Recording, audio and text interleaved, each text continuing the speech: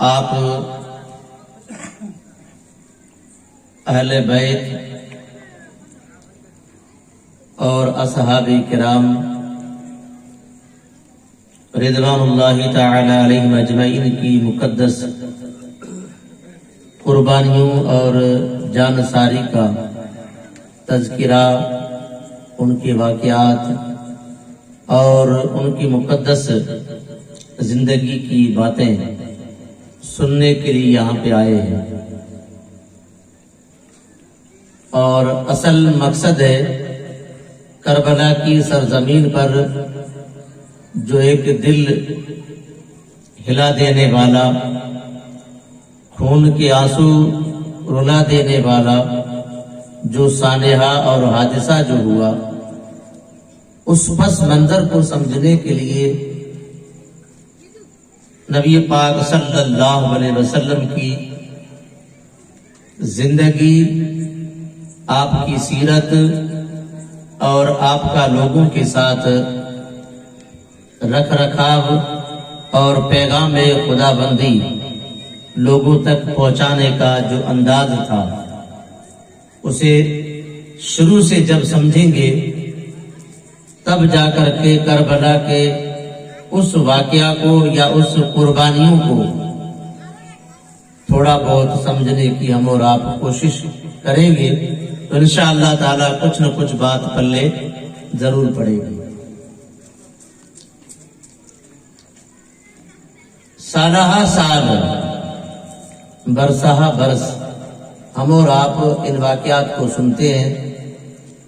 یادیں امام حسین میں جمع ہوتے ہیں، ذکر شہدائے کربلا کرتے بھی ہیں، سنتے بھی ہیں، لیکن جب تک ہم اور آپ ان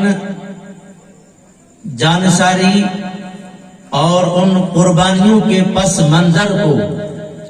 اور اس کی حقیقت پہ غور نہیں کریں گے، تب تک ہماری طبیعت میں کبھی پریورتن نہیں آئے گا۔ ان قربانی یا ان کی جانثاری، چاہے پھر وہ ان اصحاب کی مال کے اعتبار سے ہو، چاہے وطن کے اعتبار سے ہو، چاہے جان کے اعتبار سے ہو، چاہے اولاد کے اعتبار سے ہو، چاہے علم کے اعتبار سے ہو،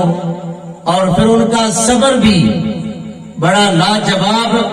اور افضل ترین صبر کرنے والے وہ جماعت، ان تمام واقعات کو آپ بہت ٹھنڈی اور گہری سوچ کے ساتھ اگر نہیں سنیں گے اور نہیں سمجھیں گے اور اس کی حقیقت کو نہیں جانیں گے، تو دل کی جو دنیا ہے نا، وہ کبھی آباد نہیں ہو سکتی ہے۔ اس کا لطف اور اس واقعے کا ذائقہ، یا یوں کہیے کہ ان کا نور، یا اور آسان کر دیں ان کا فیض، ہمیں اور آپ کو صحیح معنوں میں نہیں ملے گا۔ نبی پاک صلی اللہ علیہ وسلم کی ذات اللہ وحدہ لا شریک کا پیغام لے کر کے آئی اللہ کے حکم سے، اور وہ پیغام سچائی کا، وفاداری کا، عبادت و ریاضت کا مقدس طریقہ، زندگی جینے کا ڈھنگ اور اچھا انسان بن کر کے جیون گزارنا، یہ پیغام مصطفیٰ علیہ الصلوۃ والتسلیم اللہ کے حکم سے لے آئے۔ اور جب یہ پیغام اللہ کے بندوں تک آپ نے پہنچایا، تو اس پہنچانے میں جو آپ سے پہلے کے جو زمانے سے جو خرابیاں اور برائیاں، جو غلط رسمیں، غلط عقیدے اور جہالت بھرا جو انداز تھا، پھر انہوں نے جو تکلیفیں اور ظلم اور تشدد جو کیے، وہ ایک الگ باب ہے۔ ان ایک ایک قربانی کا ہم اور آپ اگر زندگی بھر اگر ذکر کرتے جائیں تو حق ادا نہیں کر سکتے ہیں۔ تو اسے پیغام کو آگے سے آگے تک پہنچانے کے لیے اصحاب نے اپنی جانیں بھی دی اپنا مال بھی دیا اور اپنا وطن بھی دیا اور اپنی اولادیں بھی قربان کی اور اپنے گھر بار بھی چھوڑے، اور ان تمام کو بچانے کے لیے امام عالی مقام رضی اللہ تعالیٰ عنہ یعنی حضرت امام حسین رضی اللہ تعالیٰ عنہ نے اس بات کے اوپر ان تمام قربانیوں کو کبھی ختم نہ ہو، اس داستان کو کوئی بھلائے نہ، ان قربانیوں کی تاریخ کبھی ختم نہ ہو، امام عالی مقام نے اس کربلا کے تپتے ہوئے صحرا کے اندر وہ تاریخ رقم کری، قیامت کی صبح تک اپنے تو اپنے بیگانے بھی یاد کریں گے امام حسین نے جو قربانیاں دی تھی وہ کوئی الگ سے نہیں، ان سے پہلے جو آپ کے ساتھی یا آپ کے نانا جان نے قربانیاں دی تھی ان کی ایک آخری کڑی تھی جو ان قربانی کو دے کر کے دین اسلام کو ہمیشہ کے لیے سرخرو فرما دیا۔ تو اب ہمیں اور آپ کو ان واقعات سے حاصل کیا کرنا ہے؟ ان واقعات سے ہمیں اور آپ کو حاصل کیا کرنے کا ہے؟ کلمہ ان لوگوں نے پڑھا لا الہ الا اللہ محمد رسول اللہ، اور کلمہ ہم بھی پڑھ رہے ہیں، انہوں نے تو حقیقت میں قربانیاں دی، وہ حقیقت میں بھوکے رہے، انہوں نے حقیقت میں دشمنوں کے گالیاں، تیر، تلواریں، نیزے، تمام کے زخم کو برداشت کیے، انہوں نے اپنا بنا بنایا کاروبار، گھر بار، مکان، رہن سہن، باغیچے، کھیتی باڑی، ٹھاٹ باٹ سب حقیقت میں چھوڑا، اور ہم اور آپ تو صرف ان کی باتیں کہتے ہیں اور پھر سنتے ہیں، اتنا ہی تو کر رہے ہیں، اس کے علاوہ اور کر بھی تو کیا رہے ہیں؟ کیا صرف یہی حق بنتا ہے کہ باتیں کہیں اور سنیں اور کچھ کریں نہ؟ یہ غلط ہے، انصاف نہیں ہے، حق یہ نہیں ہے، اور یہ محبت کا مزاج بھی نہیں ہے۔ مجھ سے پہلے جو میرے برادر عزیز جس شخصیت عالی مرتبت افضل البشر بعد الانبیاء حضرت امیر المومنین سیدنا ابو بکر صدیق رضی اللہ تعالیٰ عنہ کی مقدس ذات کا تذکرہ،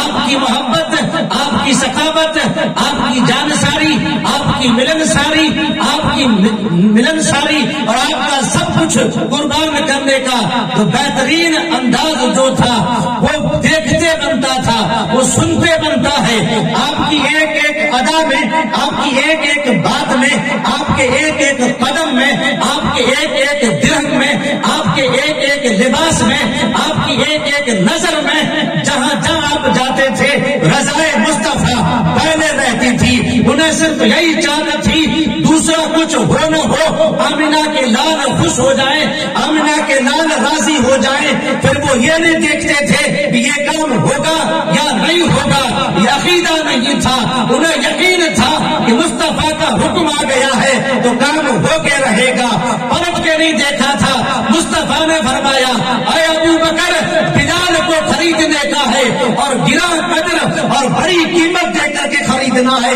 تو پھر ابو بکر نے یہ نہیں سوچا یا رسول اللہ وہ تو بڑی قیمت مانگے گا، ان کا جو سیٹ ہے، ان کا جو آقا ہے بڑی قیمت مانگے گا، کیسے ادا کروں گا؟ یہ سوال پلٹ کر کے ابو بکر نے نہیں کیا تھا، جیسے ہی سنا اے ابو بکر بلال بڑی تکلیف میں ہے، بڑی شدت میں ہے، بڑا اس پہ ظلم ہو رہا ہے، وہ جابر اس کا سیٹ جو آقا ہے ان پہ ہر روز ظلم کرتا ہے، اے ابو بکر انہیں خرید کر کے آؤ، دوڑ کے گئے، اے بلال حبشی میں تجھے خریدنے آیا ہوں، ان کی آقا نے کہا انہیں خرید کے کیا کرے گا، یہ تو رنگ کا بھی کالا ہے، پڑھا لکھا بھی نہیں ہے، انگوٹھا چھاپ ہے، اسے کچھ نہیں آتا ہے، نہ بولنا صحیح سے جانتا ہے، نہ لکھنا جانتا ہے، کمزور ہے، کلر کا بھی کالا ہے، اسے تو کیا کرے گا خرید کے؟ کہا کہ تو اس کو مت دیکھ، رنگ کیسا ہے، یہ ان پڑھ ہے، اس کو تو مت دیکھ، جب میں جو دیکھ رہا ہوں وہ تو نہیں دیکھ رہا ہے کہ بڑی قیمت ہے، کہ 10,000 دینار ہے، کہ وہ بھی لے لے، اگر اتنے بھی نہیں تو ابو بکر فرماتے ہیں میرے پاس ایک غلام ہے جو میرا منشی ہے،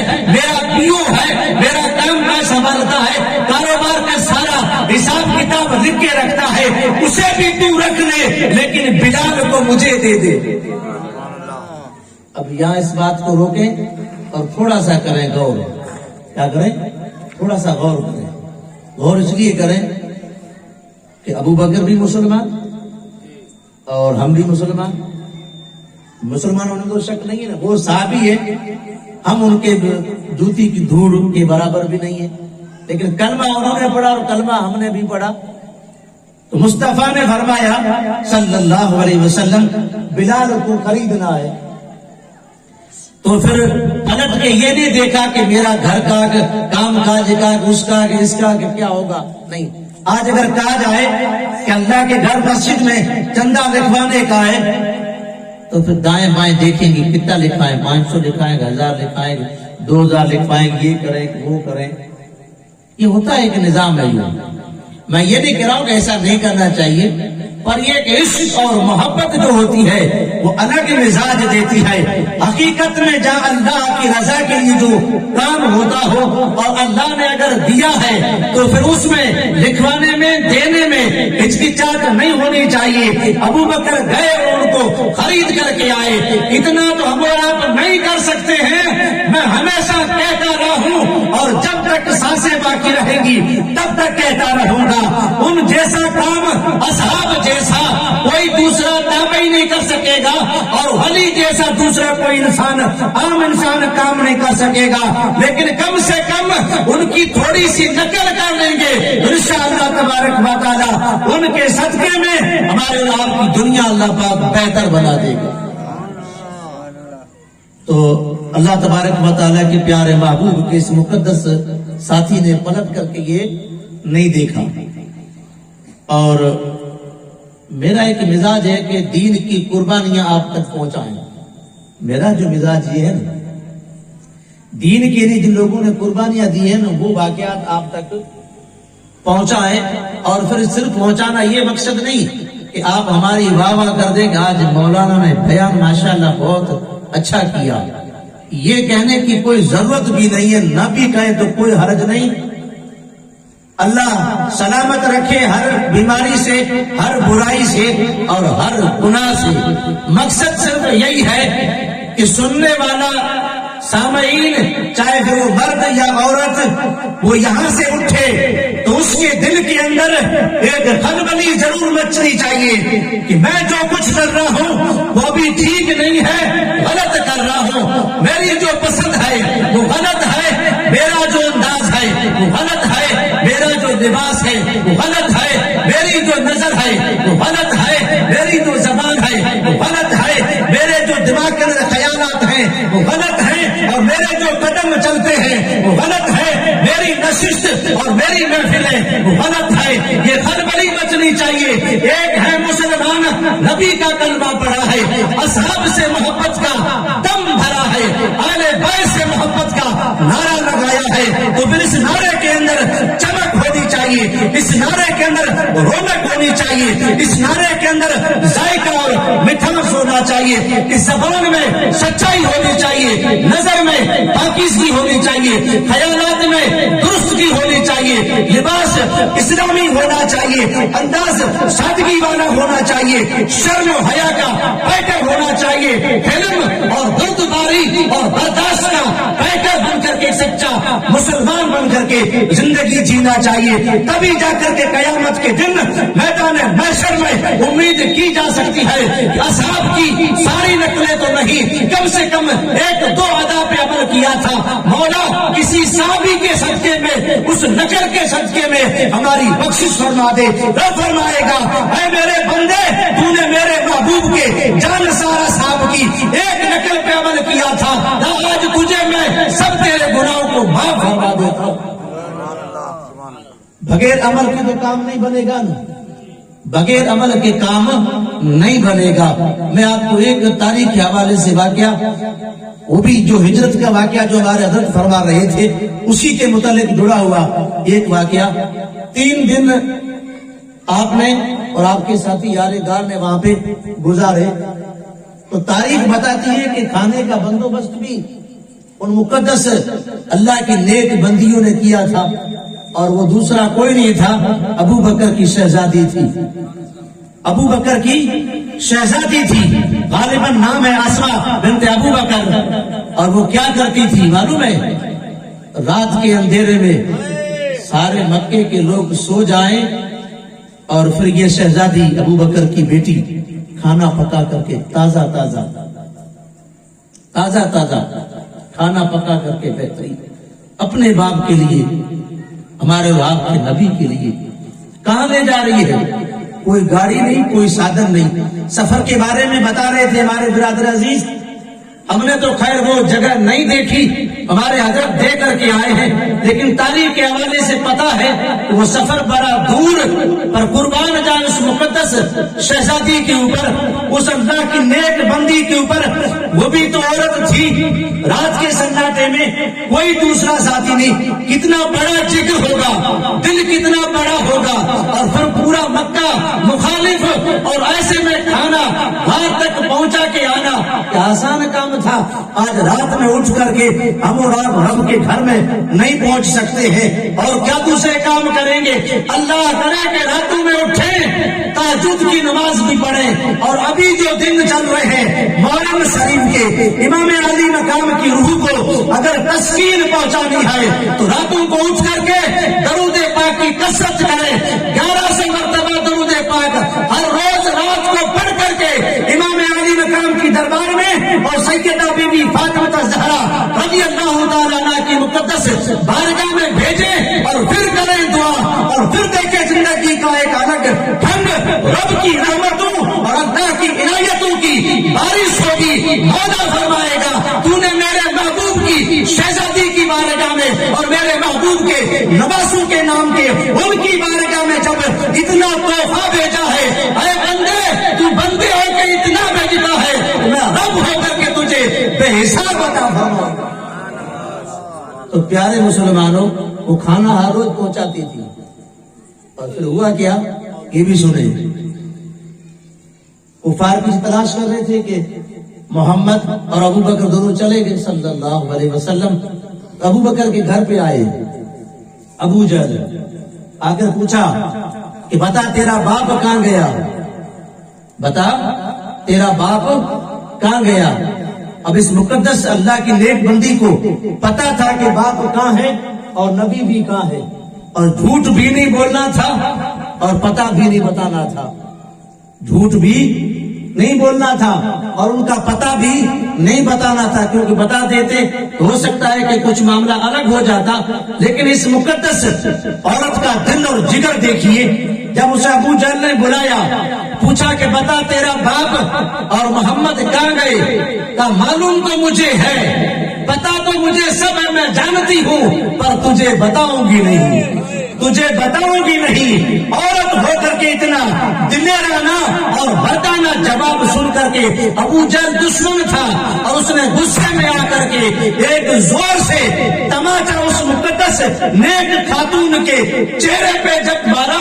تاریخ گواہ ہے، قسم خدا کی اس نیک بندی کے کان میں جو بالی تھی وہ بالی ٹوٹ پڑی، خون کے پھوارے نکل پڑے، بند نہیں ہوا۔ اس نبی کے مقدس جان پہ قربان ہونے والی اس مقدس عورت نے اپنے دوپٹے سے کان کو پٹی باندھا، اور پھر رات جب ہوئی تو پھر کھانا تیار کیا، اور تیار کر کے مصطفیٰ کی دربار میں پہنچے۔ اتنے دردناک واقعات، اے میرے مسلمانوں، کون سی دنیا میں جی رہے ہو، کہاں زندگی گزار رہے ہو؟ کیا مفت میں اسلام مل گیا ہے جس کی آج ہم اور آپ قدر نہیں کر رہے؟ اے اس شہر کے مسلمانوں، بدلو اپنی زندگی کو، بدلو اپنے رویات کو، بدلو اپنے خیالات کو۔ یہ مقدس نبی پر جان دینے والی، باپ پہ قربان ہونے والی، نبی پہ قربان ہونے والی، کان میں سے خون بہ رہا تھا، پٹی باندھی، اور زمانہ بھی کیسا تھا،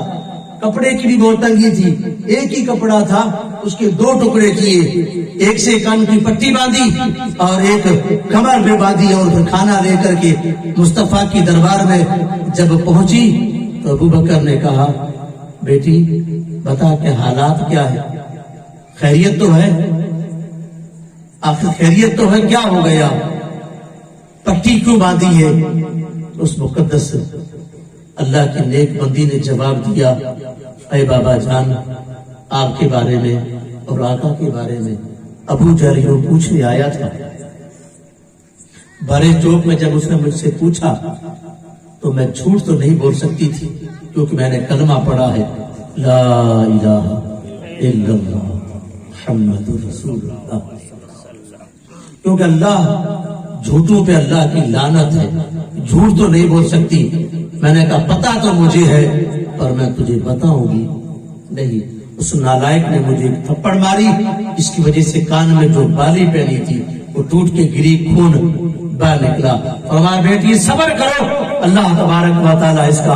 اجر عطا فرمائے گا. اے مسلمانوں, ایسی ایسی قربانیاں ایک دو نہیں بلکہ سینکڑوں قربانیاں آپ کو ملیں گی. اور یہ میں نے اس لیے بتایا کہ آج کی مجلس کا جو موضوع جو تھا سیدنا ابو بکر صدیق کی مقدس ذات کا تھا. مشہور واقعات آپ نے بہت سنے ہیں اور آپ ہمیشہ سنتے چلے آ رہے ہیں. میں یہ کہتا ہوں آپ سنتے جائیں, پڑھتے جائیں اور اللہ کرے کہ زندگی بھر آپ اس کام کو کرتے جائیں. لیکن کرنے کے ساتھ ساتھ ان مجلسوں سے 10 دن آپ لگاتار آئیں گے. اگر ہر روز ایک غلط عادت کو چھوڑیں گے اور ایک اچھی عادت کو اپنائیں گے تو 10 دن کے بعد آپ کی اور ہماری طبیعت میں 10 عادتیں ختم ہوگی اور 10 نئی عادتیں شامل ہوں گی. اور جب ایسا ہوگا تو نتیجہ کیا نکلے گا وہ بھی سنیں. صرف اللہ ہی خوش نہیں ہوگا, اللہ کے جتنے بھی نبی ہیں وہ بھی, اور اللہ کے جتنے ولی ہیں ولی میں سب آ گئے, اصحاب بھی آ گئے اور جتنے بھی اللہ کے نیک بندے سب آ گئے. وہ سب لوگ خوش ہوں گے کہ آج اللہ کے بندوں نے ایک مجلس میں سے اہل بیت یا کربلا کی مقدس ان قربانیوں کو سننے کے لیے جتنے لوگ آئے تھے ان میں سے کم اتنے لوگوں نے اتنی عادتوں کو چھوڑ کر کے توبہ کر لی ہے. مولا تبارک و تعالیٰ اسے خوب نوازے گا اور امام عالی مقام کی روح کو تو اتنی تسکین پہنچے گی کہ کم سے کم میرے نام پہ آنے والے ایک بندے نے توبہ کری ہے اور گناہ سے توبہ کر کے رب کی دربار میں آ گیا ہے. اے مسلمانوں یاد رکھیں, جو جوانی میں کام کیے جا سکتے ہیں وہ بڑھاپے میں پھر نہیں ہو سکتے ہیں. اسی لیے دین کی خدمت, دین کا کام یا عبادت کا شوق یا عبادت کا ذوق اور جتنی بھی اچھے کام ہیں جوانی میں جو کیے جا سکتے ہیں وہ بڑھاپے میں پھر نہیں ہو سکتے ہیں. سیدنا ابو بکر صدیق رضی اللہ تعالیٰ عنہ کی ذات بابرکات کلمہ پڑھنے کے بعد پلٹ کر کے کبھی یہ نہیں دیکھا کہ میرا کیا ہوگا. مال بھی دیا, جان بھی دی, وطن بھی دیا اور سب کچھ عطا کیا. اور اللہ تبارک و تعالیٰ کے فضل سے اللہ نے مرتبہ یہ عطا فرمایا کہ نبیوں کے بعد سب سے افضل ترین اگر کوئی شخص ہے تو وہ حضرت ابو بکر صدیق کی ذات ہے. آخری بات بیان کر کے گفتگو کو پوری کر لوں گا. ابو بکر کا انداز اور آپ کی پسند کو ذرا دیکھیں. سرکار دو عالم صلی اللہ علیہ وسلم تشریف فرما تھے. آپ کا دریائے رحمت جوش میں تھا. عائشہ صدیقہ رضی اللہ تعالیٰ عنہ تشریف فرما تھی اور آپ نے پوچھا ہے عائشہ پوچھو, کوئی بات پوچھنا چاہو تو پوچھ لو. کیا کہا؟ پوچھو, کوئی بات پوچھنا چاہو تو پوچھ لو. حضرت عائشہ صدیقہ رضی اللہ تعالی عنہ فرماتی ہے یا رسول اللہ, اگر آپ اجازت دیں تو میں اپنے باپ سے مشورہ نہ کر لوں. اگر آپ اجازت دیں تو میں اپنے ابو سے مشورہ نہیں کر لوں کہ کیا مانگوں اور کیا پوچھوں. تو کہا جاؤ, اجازت ہے. گھر گئی, کہا بابا حضور آج دریائے رحمت جوش میں, مدینے کے تاجور آج جوش میں, انہوں نے کہا جو پوچھنا ہے جو مانگنا ہے مانگو, آپ بتائیے میں کیا پوچھوں اور کیا مانگوں. اب ابو بکر نے جو جواب دیا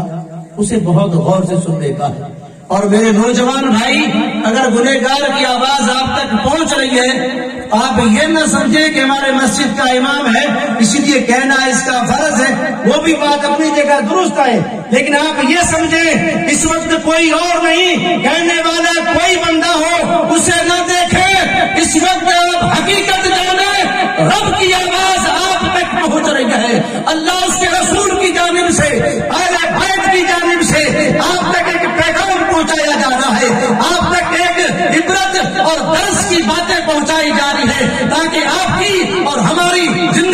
اللہ پاک سکون عطا فرمائے، تبدیلیاں عطا فرمائے، نیکوکار بن جائیں، خوشحالی والی زندگی آئے، گھروں میں اللہ پاک رحمتوں کی بارش فرمائے، ساری بیماریاں، ساری نفرتیں، ساری عداوتیں اللہ پاک ختم فرما دے۔ اور کیا کہا؟ جا کے پوچھنا کہ اے اللہ کے پیارے محبوب، معراج پہ جب گئے تھے اللہ نے آپ کو بلایا، ہم کلام ہوئے، وہاں جو راز و نیاز کی جو باتیں ہوئی تھی ان میں سے ایک راز کی بات بتا دیجیے، بس ایک راز کی بات اگر پوچھی تو کون سی؟ علم کے متعلق راز کی بات، علم کے متعلق پوچھی، اور یہ بندہ کہہ رہا ہے علم کا سمندر، صداقت کا تاجور، اور ان کے بارے میں آتا ہے کہ سورہ قرآن پاک کی سورہ بقرہ کو آپ نے 2.5 سال تک اس کو پڑھنے اور سمجھنے میں لگا دیا تھا، ایک سورت کو سمجھنے کے لیے 2.5 برس لگا دیے تھے۔ وہ کہہ رہے گا کہ پوچھنا کہ معراج کی رات میں جو راز و نیاز کی باتیں ہوئی تھی اس میں سے ایک ہی بات بتا دیجئے۔ تو گئی، پوچھا یا رسول اللہ صلی اللہ علیہ وسلم، جو راز و نیاز کی جو باتیں ہوئی تھی معراج کی رات، اللہ نے جو آپ کو معراج کرائی اس میں سے ایک ہی بات بتا دیجیے۔ آقا کریم صلی اللہ علیہ وسلم نے ارشاد فرمایا، اب یہ بات بہت نرالی، بہت پیاری، بڑی نورانی بات ہے۔ مصطفیٰ کریم علیہ الصلوۃ والتسلیم ارشاد فرماتے ہیں، اللہ تبارک و تعالیٰ نے قسم کھا کے بات فرمائی۔ کیا کہا؟ اللہ پاک نے قسم کھا کے بات فرمائی، اے میرے محبوب، میری عزت کی قسم، جو آپ کی امت میں سے اگر کوئی جوڑنے کا کام کرے گا،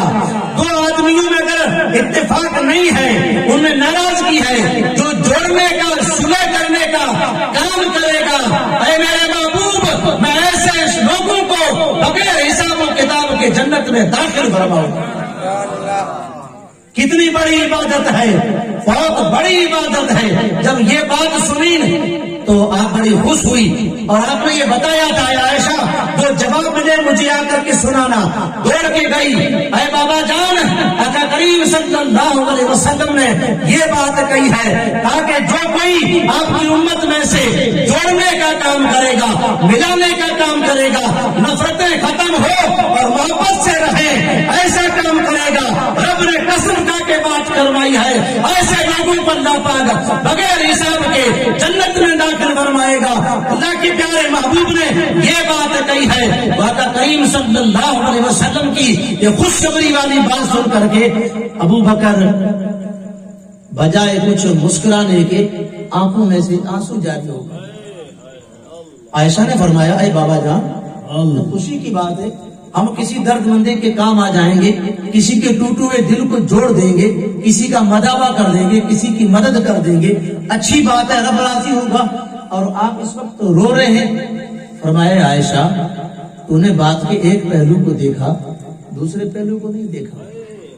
ہمیشہ بات کو دونوں پہلو سے دیکھنے کا، آج تو ٹیکنالوجی کا زمانہ ہے، چاروں اینگل سے آپ دیکھ سکتے ہیں، ایسی ایجادات بنی ہوئی ہے، آپ نے ایک پہلو سے دیکھا، دوسرا پہلو بھی دیکھنا چاہیے۔ جو جوڑنے کا کام کرے وہ بغیر حساب کے جنت میں جائے گا، اور جو لوگوں میں دلوں کو توڑنے کا کام کرے، نفرتوں کا کام کرے، وہ تو پھر سیدھا جہنم میں جائے گا۔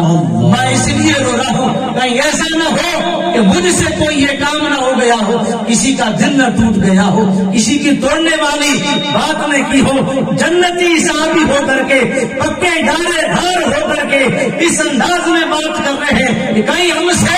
ایسی غلطی نہ ہو گئی ہو کہ کہیں ہم اس میں زمرے میں نہ آ جائیں۔ اے مسلمانوں، اپنے آپ کو بدلو، اور مقدس اصحاب کی زندگی کو سمجھو، آ جاؤ رب کی بارگاہ میں، پچھلی زندگی کے قصے،